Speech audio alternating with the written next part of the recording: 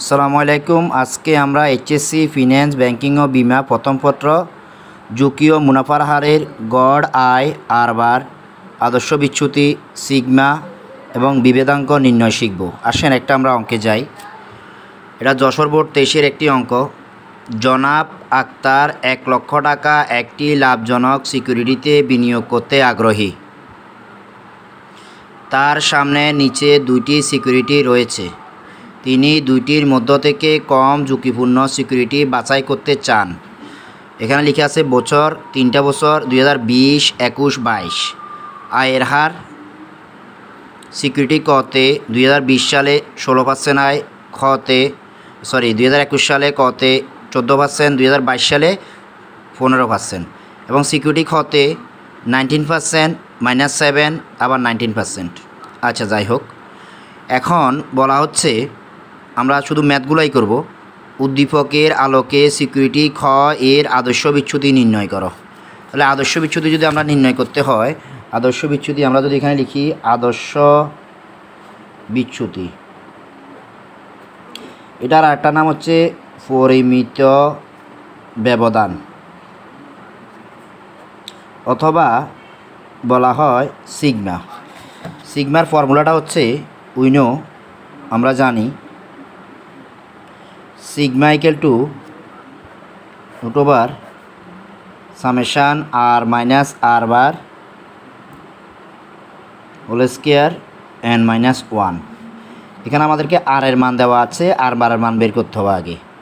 n এর মান দেওয়া আছে 3, rগুলো এখানে অঙ্কেই দেওয়া আছে, আর r বারের মান নেই। আগে আমাদেরকে r বারের মান বের করতে হবে।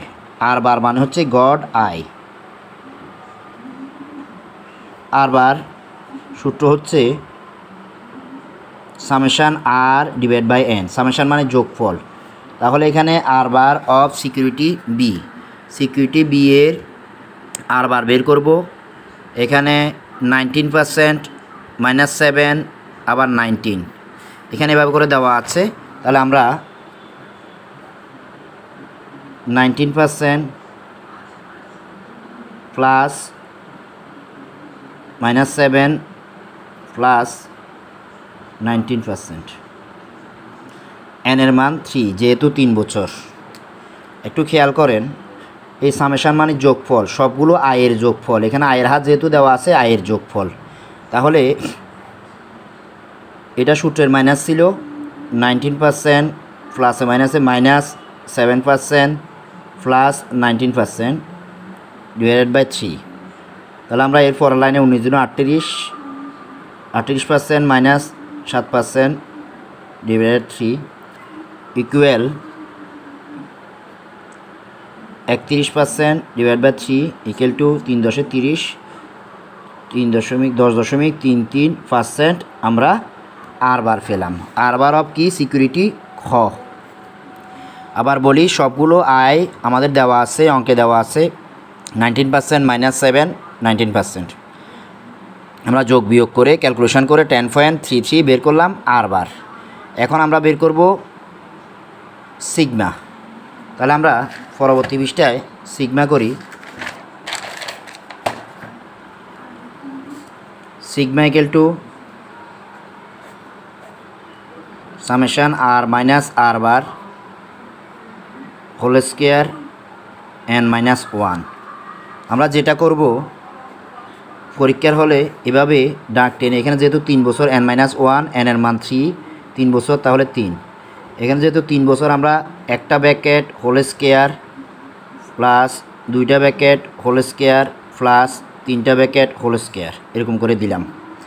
দেওয়ার পরে এখানে আমাদেরকে r দেওয়া আছে, দেখেন 19 -7 19। তাহলে আমরা এখানে লিখতে পারবো 19% মাইনাস -7% মাইনাস 19% মাইনাস, আর r বার কিছুক্ষণ আগে আমরা বের করলাম 10.33%, 10.33%, 10.33%। এর পরের লাইনে 3 থেকে 1 গেলে 2, এরপর 19। দেখেন এখানে আমরা যদি করি 19% -10.33 ইকুয়াল টু বাইরে 8.67। আমরা এখানে লিখতে পারি 8.67% হোল স্কয়ার প্লাস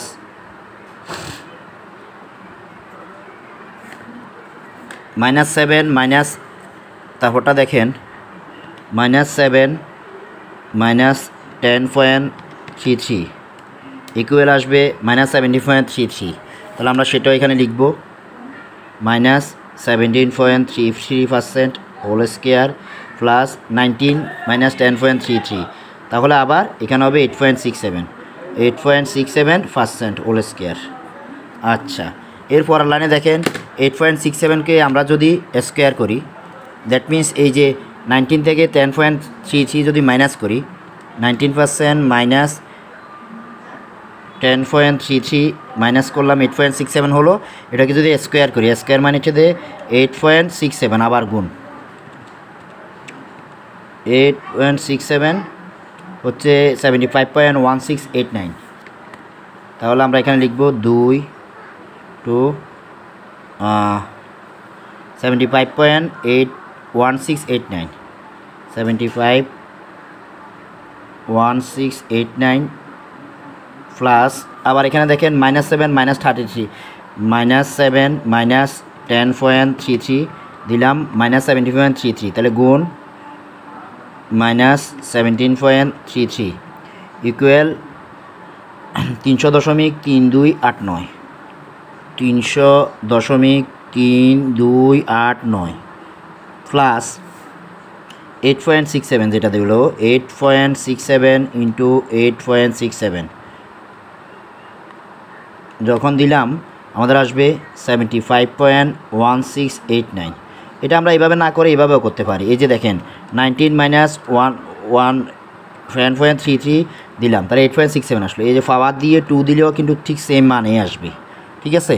আচ্ছা, যাই হোক, এরপর লাইনে আমরা যদি করি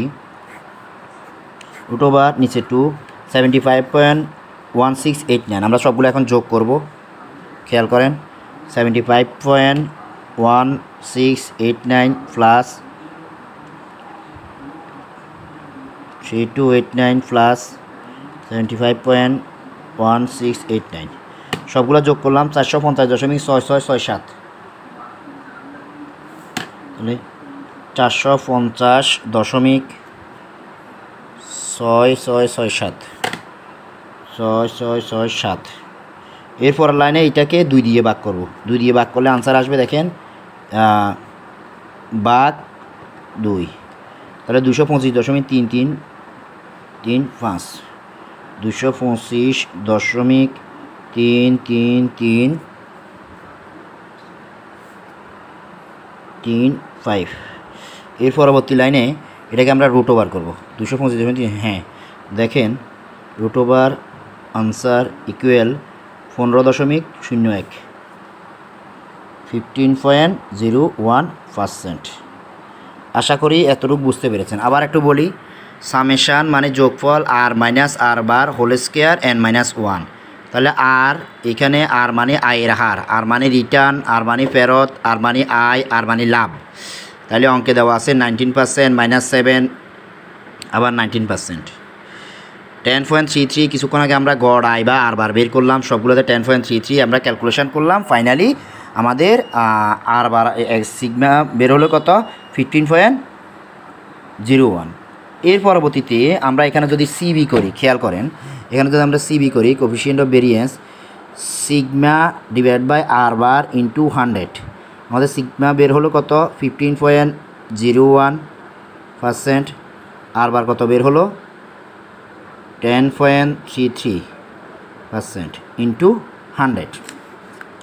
পরবর্তী লাইনে আমরা যদি করি, খেয়াল করেন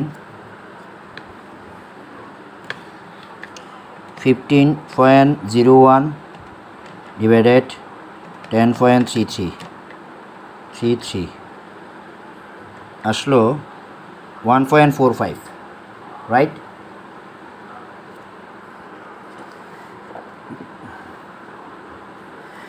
$1.45 খেয়াল করেন এখানে আসবে কত 1.4530 1.4530। যাই হোক গুণ 100 তাহলে হবে 145.30, 145.30%। আশা করি বুঝতে পেরেছেন। ধন্যবাদ। আসসালামু আলাইকুম।